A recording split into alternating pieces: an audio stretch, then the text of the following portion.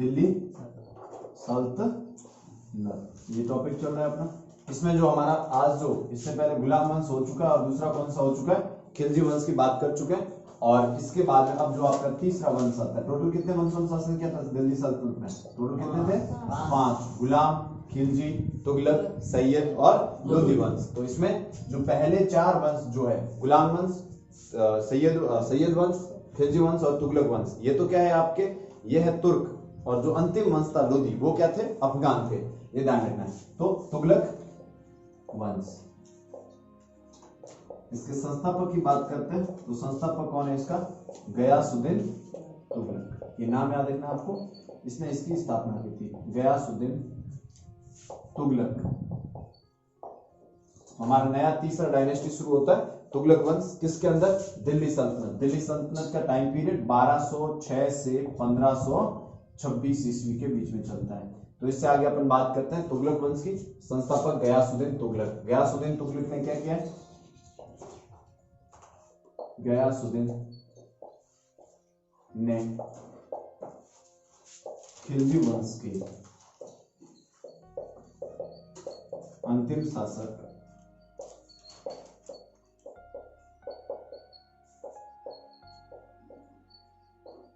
किसको हराया था, खुसरो शाह को मारकर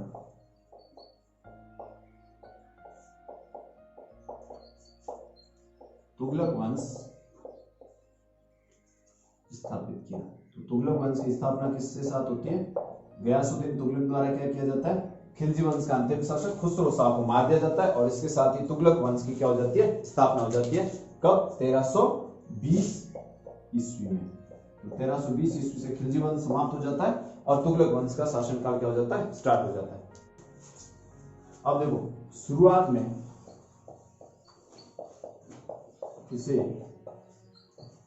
इसे गयासुद्दीन को प्रांतीय विद्रोह का सामना करना पड़ा।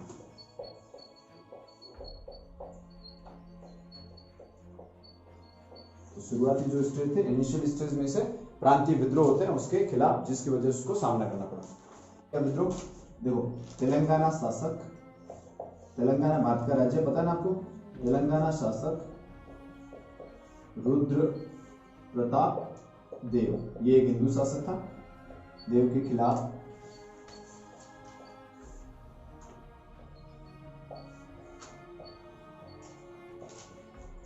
तेलंगाना के शासक का नाम है रुद्र प्रताप देव के खिलाफ किसको भेजता है, जुना खां को भेजा। जुना खां कौन है, इसका पुत्र है, उसको भेजा उसका क्या करने के लिए, विद्रोह शांत करने के लिए। यानी इसका क्षेत्र में ये दक्षिण का जो ये राज्य है, ये जो शासक है रुद्र प्रताप, इसने क्या कर दिया, विद्रोह कर दिया, जिसकी वजह से उसने किसको भेजा, जुना खां को भेजा। जुना खां कौन है, ये इस गयासुद्दीन तुगलक का क्या है, पुत्र था, उसको इसने यहां पर भेजा था। जाजनगर, जाजनगर आपका कहां पर है, उड़ीसा में, के विद्रोह को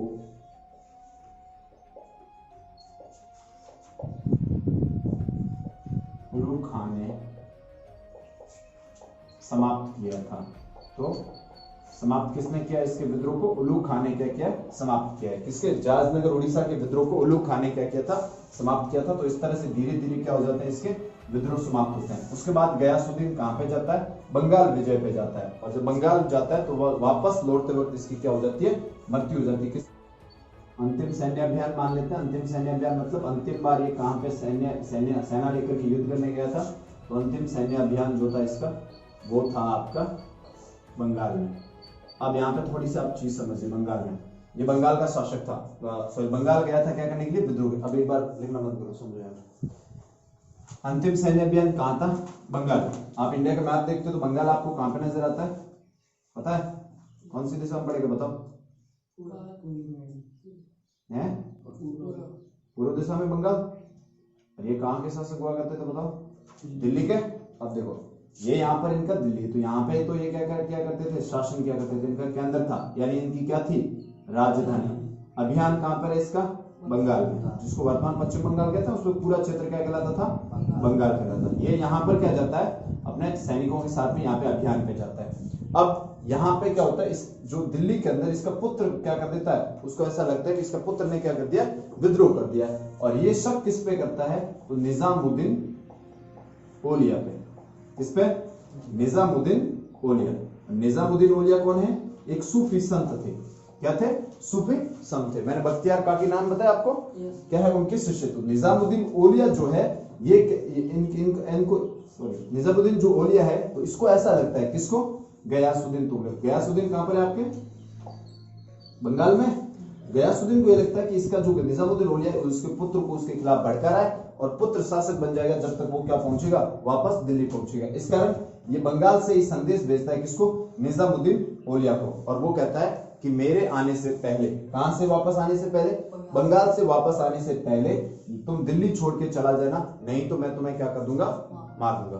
तब निजामुद्दीन औलिया ने गयासुद्दीन तुगलक को कहा था, हुजूर, क्या कहा था, हुजूर दिल्ली दूरहस्त। क्या कहा था, हुजूर दिल्ली दूरहस्त। मतलब क्या होता है, हुजूर दिल्ली अभी दूर है। ऐसा एक कहावत सुन रहे हो ना आपने, कि दिल्ली अभी दूर है। ये दिल्ली अभी दूर है, ये पहली बार कहावत किसने की थी, निजामुद्दीन औलिया ने। क्या कहा, हुजूर दिल्ली दूरहस्त, हुजूर अभी दिल्ली दूर है, क्योंकि ये कहां पर बैठा है, बंगाल में। ये कहां पर बैठा है, यहाँ पर। तो ये कहता है ठीक है, दिल्ली दूर है तो मैं देखूंगा। ये यहाँ पे आता है, दिल्ली के पास में इसका एक स्वागत समारोह क्या किया जाता है, आयोजित किया जाता है। और स्वागत समारोह के लिए एक अस्थायी लकड़ी का क्या बनाया जाता है, महल बनाया जाता है। किसका महल बनता है, लकड़ी का महल, जिसमें एक इसका स्वागत होता है। और दिल्ली से थोड़ा ही दूर था, और ऐसा कहते हैं ये लकड़ी का महल क्या हो गया था, गिर गया था, और नीचे दबने की वजह से गयासुद्दीन की क्या हो जाती है, मृत्यु हो जाती है। कब, और निजामुद्दीन औलिया की बात सही हो गई, हुजूर दिल्ली दूरस्थ, हुजूर अभी क्या है, दिल्ली दूर है, और इसके लिए हमेशा के लिए क्या हो गई, दिल्ली दूर हो गई, क्योंकि ये क्या हो गए, स्वर्ग से जा गए। क्या है, हुजूर दिल्ली दूरहस्त, और इसके हमेशा के लिए क्या हो गई, इसके लिए दिल्ली दूर हो गई। और कौन मारा गया यहाँ पर, आपका गयासुद्दीन तुगलक मारा गया। और किसने, किसको धमकी दी थी, निजामुद्दीन औलिया को। निजामुद्दीन औलिया के बारे में याद रखना है, इसने 7 सुल्तानों का समय देखा था। कितने सुल्तानों का समय देखा था, 7 सुल्तानों का समय देखा था। यानी इसके काल में कितने शासक हुए थे, टोटल 7 शासक हुए थे। और इसमें एक गयासुद्दीन तुगलक भी था, जो इसने क्या किया, इसको यहाँ पर धमकी देकर के बाहर जाने का था, लेकिन ये गया नहीं था। चलो,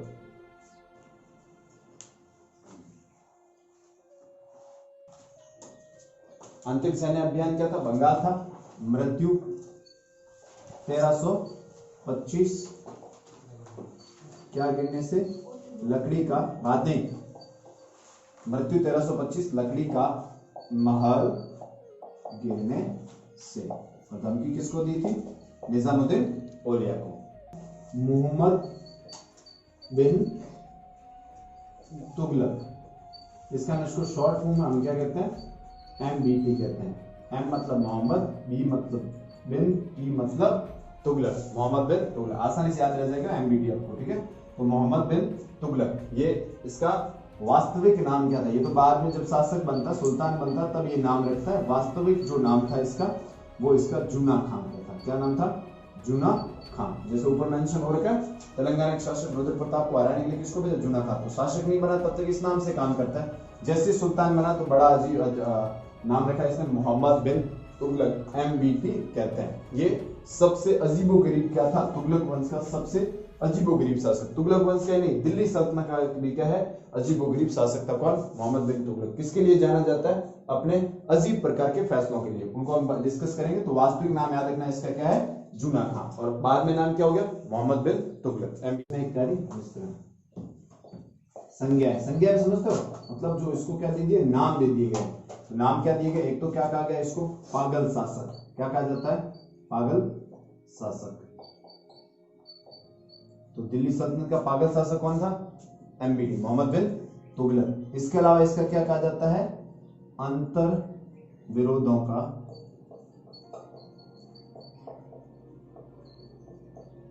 का विस्मयकारी मिश्रण, ये भी कहा जाता है इसे।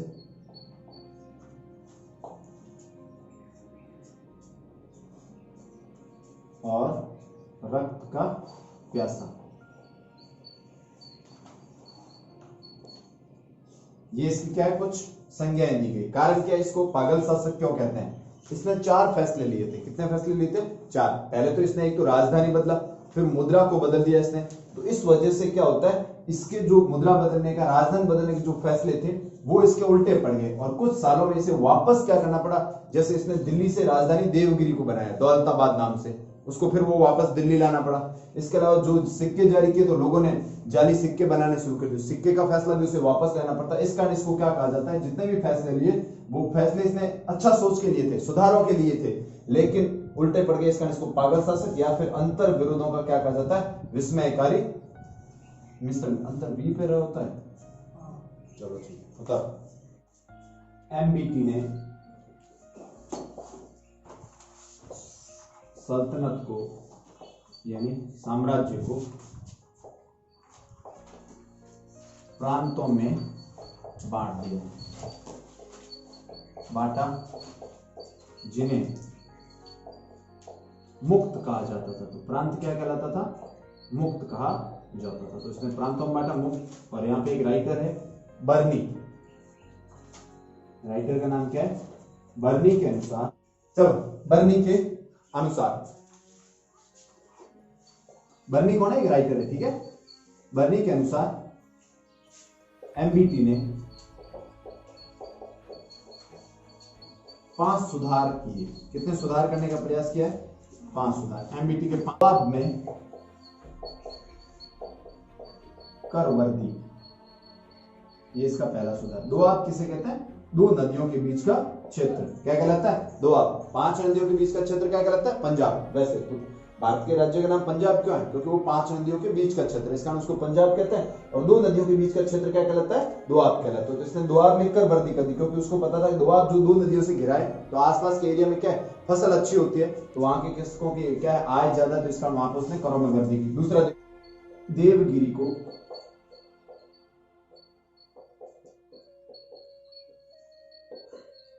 राजधानी बनाया। ये इसका दूसरा सुधार क्या था, किसको राजधानी बनाया, देवगिरी। पहले क्या राजधानी थी इस वंश की, दिल्ली। दिल्ली से राजधानी कहां लेके चला गया, देवगिरी। तीसरा है सांकेतिक मुद्रा का प्रचलन, यानी इसने नई सांकेतिक मुद्रा चलाई। खुरासान पर क्या किया इसने, आक्रमण किया। किसके अनुसार, बर्नी के अनुसार। बर्नी उस वक्त का क्या था, जियाउद्दीन बर्नी नाम था, राइटर था, उसने अपना ग्रंथ लिखा, उस ग्रंथ में इसके बारे में वर्णन किया। उतारो जल्दी। कौन से वंश की बात हो रही है, तुगलक वंश। ये तीसरा वंश है जिसने दिल्ली सल्तनत पर शासन किया था। संस्थापक का नाम था गयासुद्दीन तुगलक। इसका इस वंश का नाम क्या पड़ गया, तुगलक। गयासुद्दीन ने किस वंश के शासक, खिलजी वंश का अंतिम शासक, जिसका अपन नाम कर चुके हैं, नासिरुद्दीन खुसरो शाह को मारकर तुगलक वंश बनाया। कब, 1320 ईस्वी में। शुरुआत में इसको किसके सामना करना पड़ा, प्रांतीय विद्रोह का। प्रांतीय विद्रोह मतलब छोटे छोटे जो राज्य थे वो इसके क्या हो गए, खिलाफ हो गए। इसको विद्रोह को दबाने के लिए एक विद्रोह कहां पे, रुद्र प्रताप देव, इसने विद्रोह कर दिया। कहां पर, तेलंगाना के क्षेत्र में। इसका जूना खा अपने पुत्र को क्या भेजा, वहां पर विद्रोह दबाने के लिए। जाजनगर उड़ीसा में विद्रोह दबाने के लिए किसको भेजा, जूना खां को भेजा। अंतिम सैन्य अभियान, ये खुद सैन्य अभियान पे गया था, कहां पर, बंगाल गया था। तो पीछे क्या होता है, इसको ये लगता है कि इसका जो पुत्र जूना खां है उसका सहयोग कौन कर रहा है, सूफी संत निजामुद्दीन ओलिया। इस कारण इसने ओलिया को धमकी दी थी कि मैं जब तक दिल्ली पहुंचता हूं तब तक क्या कर देना, दिल्ली छोड़ देना, नहीं तो मैं तुम्हें मार दूंगा। इस कारण निजामुद्दीन ओलिया ने इसे कहा था, हजूर दिल्ली दूरस्थ, हजूर अभी दिल्ली क्या है, दूर है, पहले आप आइए फिर बात करेंगे। तो ये आता है, वहां पे दिल्ली में पास में स्वागत समारोह रखा जाता है, और स्वागत समारोह में लकड़ी का क्या बनाया जाता है, महल, और ये लकड़ी का महल इसके ऊपर गिर जाता है। इसका 1325 में इसकी क्या हो जाती है, मृत्यु हो जाती है, और ये दिल्ली कभी पहुंच ही नहीं पाया था। इसके बाद इसका पुत्र जो जूना खां है, ये अपना नाम बदल करके किस नाम से शासक बनता है, मोहम्मद बिन तुगलक, जिसको हम शॉर्ट रूप में क्या कह सकते हैं, एमबीटी। ये सबसे अजीबोगरीब क्या था, शासक था, क्योंकि ये अपने फैसलों यानी अजीब फैसलों के लिए जाना जाता था। अब इसके लिए संज्ञाएं दी जाती है ऐसे फैसलों का। इसको पागल शासक भी कहते हैं। अंतर विरोधों का विस्मयकारी मिश्रण था, यानी ये कभी कभी ढंग से फैसले नहीं लेना पाता। एक बार उसको लगता था कि राजधानी चेंज कर दूं, क्या वापस ले आऊं। जितने फैसले लिए उनमें अंतर विरोध था, और इसके अलावा वो रक्त का क्या था, पैसा। एमबीटी की सल्तनत को प्रांतों में बांटा, और प्रांतों को क्या कहा गया, उस वक्त मुक्त कहा जाता था। देखिए प्रांतों को क्या कहता था, मुक्त। अब बर्नी क्या है, बर्नी यहाँ पे एक राइटर है, जियाउद्दीन बर्नी, वो क्या कहता है कि इसने 5 सुधार करने की कोशिश की। पहला सुधार याद रखो, क्या नाम है, दोआब में कर वर्दी। दोआब का मतलब होता है दो नदियों के बीच का क्षेत्र क्या कहलाता है? दोआब कहलाता है। अब दो नदियों के बीच का क्षेत्र है वो दोआब है। अब दोआब जहां होता है, जहां मान लो दो नदियां बीच का क्षेत्र है, तो ये जो इसको पानी की अच्छा आसानी से क्या हो सकती है? आपूर्ति हो सकती है, जिसकी वजह से यहाँ पे फसल क्या होती है? अच्छी। अब किसानों की जब यहाँ पे आय अच्छी है, तो ये मोहम्मद बिन तुगलक चाहता था कि उसे अच्छा क्या प्राप्त हो? यहाँ से राजस्व प्राप्त हो, ताकि वो राजस्व सेना पर लगाया जाए या फिर राज्य के खर्चों पर लगाया जाए। इसके लिए उसने क्या किया? यहाँ का टैक्स बढ़ा दिया। लेकिन यहाँ के लोगों ने इसका क्या करना शुरू कर दिया? विरोध, जिसकी वजह से वापस इसे टैक्स क्या करना पड़ता है? रिड्यूस करना पड़ता है। दोआब की कर वृद्धि का फैसला क्या गया? इसका उल्टा पड़ गया। फिर इसने किस क्या किया? देवगिरी को राजधानी बनाया। पहले इन लोगों की राजधानी कौन है? दिल्ली। दिल्ली के पास में एक छोटा सा शहर है जिसका नाम क्या है? देवगिरी। ये क्या है आपका? देवगिरी नाम है। इसने इसका नाम मुस्लिम नाम रखा, और क्या नाम रखा? दौलताबाद। देवगिरी का नाम क्या रख दिया? दौलताबाद। दौलताबाद रख के इसे अपनी क्या बना दिया? कैपिटल बना दिया। लेकिन कुछ समय बाद वापस इसे अपनी कैपिटल कहां लानी पड़ती है? दिल्ली लानी पड़ती है। इसका ये फैसला भी गया। सांकेतिक मुद्रा चढ़ाई, यानी पहले जो इसके सिक्के चलते थे चांदी वगैरह के, उनकी जगह इसने तांबे के सिक्के चढ़वाए। किसके सिक्के चढ़वाए? तांबे के। अब लोगों ने क्या किया? वहां पर जाली सिक्के बनाने शुरू कर। जाली सिक्कों का मतलब क्या होता है? फर्जी, नकली सिक्के बनाने शुरू कर दिए, जिसकी वजह से उस कोई भी सिक्के बना सकता पूरे राज्य में। इस कारण इसको सांकेतिक मुद्रा बंद करके वापस जो पहले पर्सनल सिक्के प्रचलित थे उन्हें वापस शुरू करना पड़ता है। इसके बाद खुरासान पे आक्रमण किया, वहां पे भी इसका सैन्य खर्च ज्यादा हुआ। कराची पे ये भी इसके क्या पड़ गए? उल्टे पड़ गए। इस कारण इसको क्या कहा जाता है? पागल शासक की संज्ञा, यानी अजीबोगरीब फैसलों के लिए कौन जाना जाता है? मोहम्मद बिन तुगलक। लेकिन ध्यान रखना, इसने ये सारे फैसले राज्य की भलाई के लिए लिए थे, अच्छाई के लिए लिए, लेकिन सही तरीके से डिसीजन मेकिंग नहीं होने की वजह से, अंतर विरोध होने की वजह से ये समझ नहीं पाया था कि उसका फैसला। उसने सोचा ये सब सही होगा, देवगिरी को राजधानी बनाना, सांकेतिक मुद्रा, लेकिन ऐसा ये सुधार इसके क्या पड़ गए? उल्टे पड़ गए। चलो आप देखो, एमबीटी देवगिरी दौलताबाद 1327 से 1335 तक तुगलक वंश की क्या रहती है? तुगलक वंश की राजधानी का। अभी इसने राजधानी वापस इसे क्या करनी पड़ी? वापस कहां ट्रांसफर करनी पड़ी? दिल्ली वापस ले जानी पड़ी। इसके अलावा इसने 1330 ईस्वी में तांबे की सांकेतिक मुद्रा चलाई,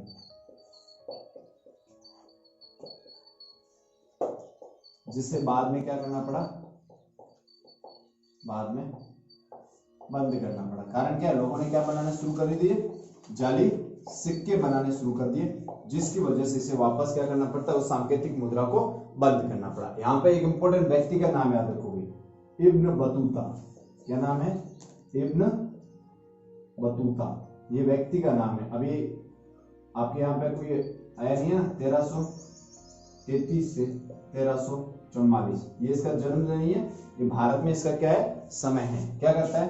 1333 में ईस्वी में मोरक्को का निवासी है। कहां का निवासी है? मोरक्को निवासी इब्न बतूता। मोरक्को जो है अफ्रीकन कंट्री है। इब्न बतूता भारत आया। इब्न बतूता भारत कब आता है? मोरक्को का था, ये 1333 में क्या आता है? भारत आया। एमबीटी ने इसे क्या किया? एमबीटी ने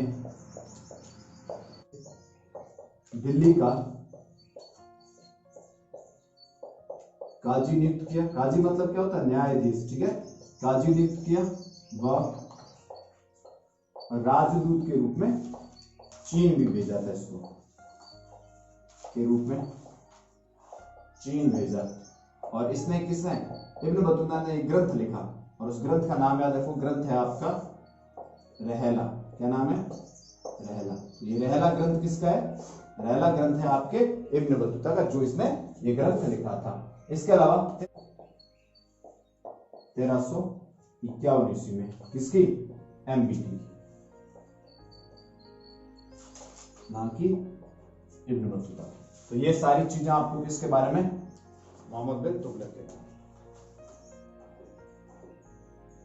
चला, अगला शासक है, इंपॉर्टेंट है, फिरोज तुगलक।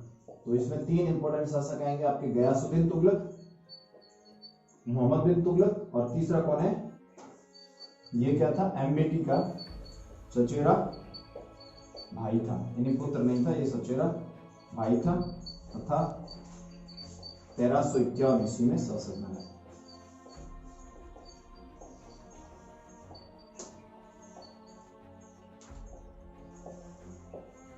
तो 1391 में कौन बनता है, फिरोज तुगलक।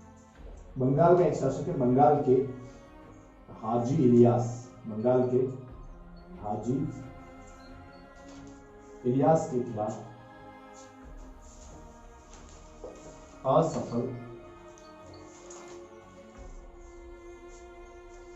सैन्य अभियान चलाए। ये दोनों बार जाता है किसके खिलाफ, हाजी इलियास। हाजी इलियास कहां का शासक है, बंगाल का, लेकिन ये क्या होता है, उसके खिलाफ असफल होता है फिरोज तुगलक। फिरोज ने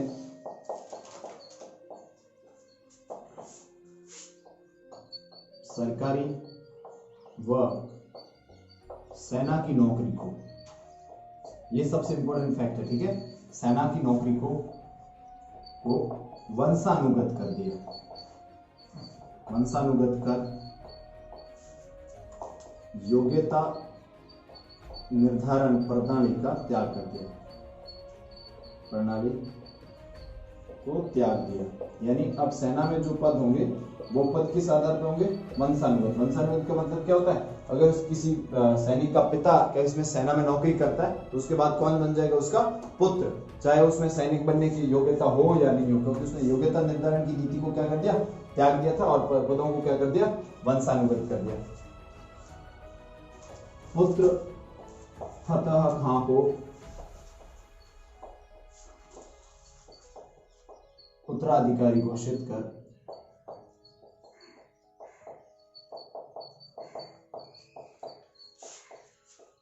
सिक्कों पर नाम उत्कीर्ण करवाया। तो नाम खुद का भी और किसका, अपने बेटे का भी नाम उत्कीर्ण करवाया, किसने, एफटी ने, यानी फिरोज। अब इसमें कुछ शहर बनवाए गए, एक तो हिसार, एक फिरोजाबाद व जौनपुर नामक नगर बसाए। ये आज भी नगर बसाए। हिसार आपके कहां पर है, हरियाणा में। ये इसने क्या किए थे, नए नए नगर बसाए थे, और ये 3 नगरों के नाम याद रखो। किसका नाम है, फिरोजाबाद तो किसके नाम पर, खुद के नाम पर, जौनपुर इसके चाचा के नाम पर, और हिसार क्या है आपके, हिसार जो आपके हरियाणा में, इसका नाम, ये इसने क्या बनाए थे, ये नगर बसाए थे। इसके अलावा क्या किया, नहर निर्माण कार्य करवाया, नहर निर्माण। तो नहर, एक तो दीपालपुर, किस नदी से, सतलज नदी से। अब सतलज नदी से पानी लेकर दीपालपुर नहर का निर्माण करवाया, और एक नदी का नाम है, एक नहर का नाम है सिरमौर, और ये किस नदी से, यमुना नदी के जल से, यमुना नदी पर। तो ये 2 प्रमुख नहरें भी बनवाई, और इससे किसको, हांसी और सिरसा जो जगह है उनको क्या जाता था, पानी जाता था। तो ध्यान रखना, इसने नहर निर्माण में भी इसका क्या था, महत्वपूर्ण योगदान था। अशोक के मेरठ व टोपरा अभिलेख को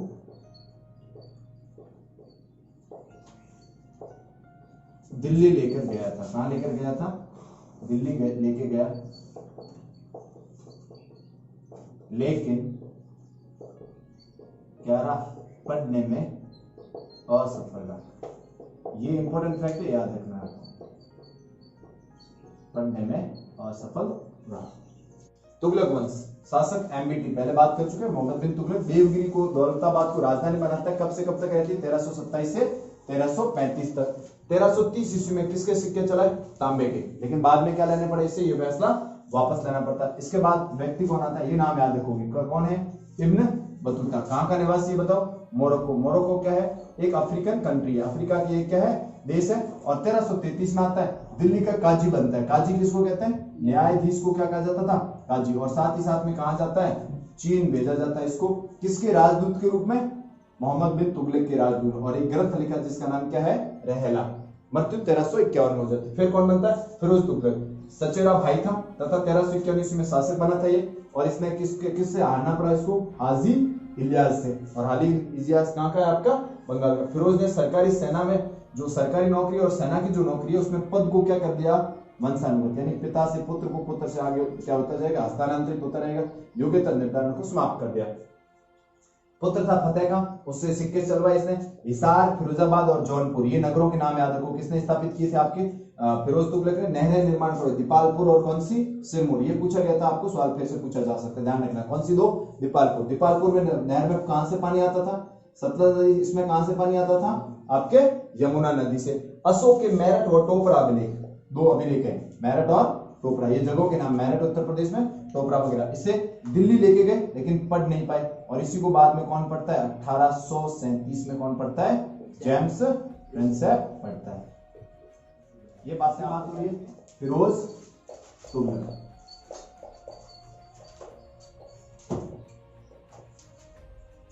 फिरोज तुगलक ने क्या किया है आपके? एक तो अकाल राहत व उपज वृद्धि हेतु ठोस नीति अपनाई, यानी ये उपज वृद्धि करना चाहता था और साथ ही साथ में अगर कहीं पे अकाल राहत आ जाए, अकाल पड़ जाए, उसके लिए कार्य किया। इसके लिए इसने क्या निर्माण किया था? नहरों का, यानी बारिश ना हो तो भी लोग क्या कर सके? खेती कर सके और उनकी कृषि की उपज अच्छी हो, इसके लिए इसने क्या किए थे? कार्य किए थे। अब ये जो आपका तुगलक है, इस पर अमीर वर्ग का क्या था? अमीर वर्ग का प्रभाव था। अमीर वर्ग का प्रभाव था, जिससे ब्राह्मणों पर, जिस पर? ब्राह्मणों पर जजिया कर लगाया। तो आपको सवाल पूछा जाएगा, किस सल्तनत कालीन शासक ने ब्राह्मणों पर जजिया कर लगाया था? तो वो कौन था आपका? फिरोज तुगलक था। ध्यान रखना इसका। अमीर वर्ग के प्रभाव में आके जो गैर मुस्लिम है, यानी जो मुसलमान नहीं है और जो ब्राह्मण है खासकर, उनके ऊपर क्या लगाया? आपके जजिया कर लगाया था। तो जजिया कर लगाने वाला पहला दिल्ली सल्तनत कालीन शासक कौन था आपका? फिरोज तुगलक। शिया मुसलमानों को दंडित किया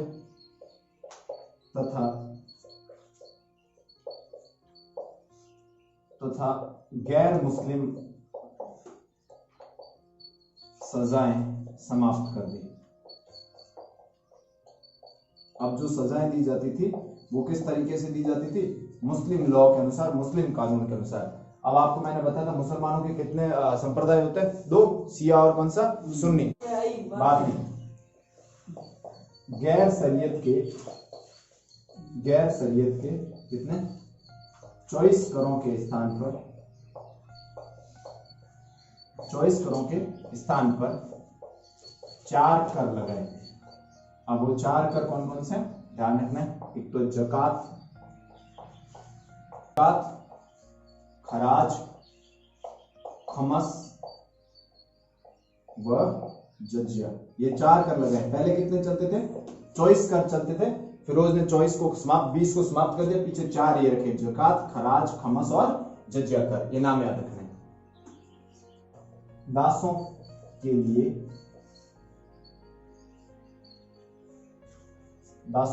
विभाग बनाया था। विभाग का नाम क्या? दीवान ए बंदगान।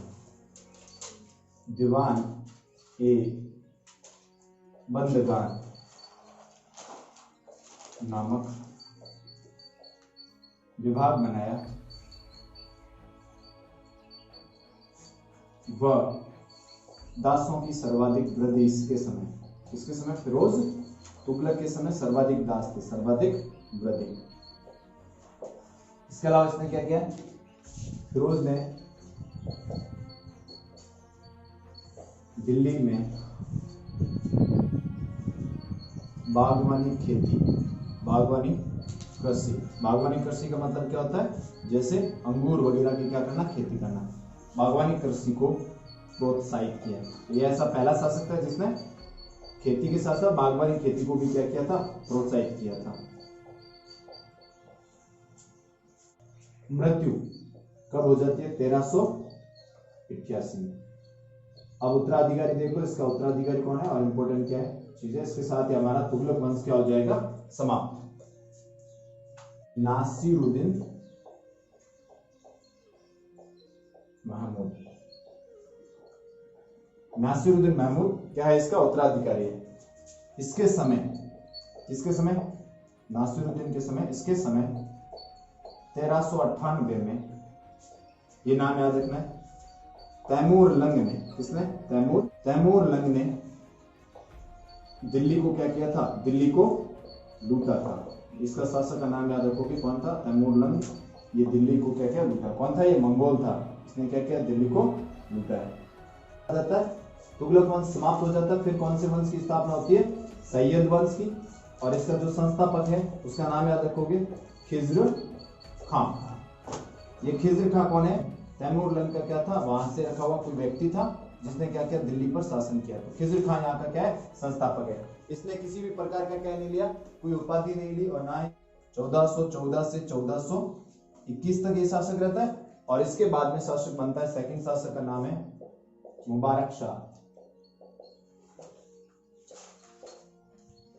1421 से 1434 तक उपाधि धारण करता है, सर्वशाह की उपाधि धारण की।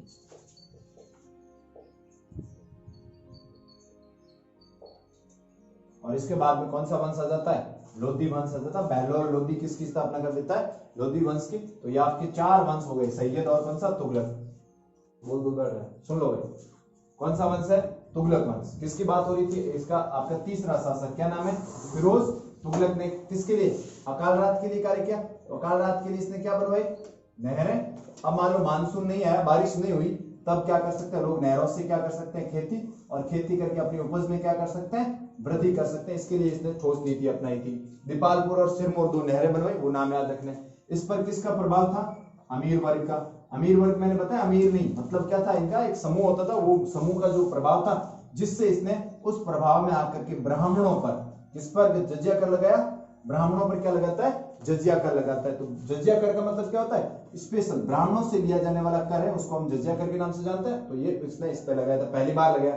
फिर 2 शिया और कौन से होते हैं, मुसलमान कितने तरह के होते हैं, 2, सुन्नी और कौन से, शिया। सुन्नी ये खुद था, इसका सुन्नियों के साथ तो ये अच्छा व्यवहार करता था, लेकिन शियाओं के साथ इसने क्या किया, गलत व्यवहार किया। गैर मुस्लिम जितनी भी सजाएं थी उनको समाप्त कर दिया, यानी गैर मुस्लिम जो नियम थे उसको समाप्त करके किसके अनुसार नियम लगा दिए, शरीयत के अनुसार। किसके अनुसार, शरीयत। शरीयत क्या है, मुस्लिम कानून की पुस्तक है। क्या है शरीयत, मुस्लिम कानून की पुस्तक है।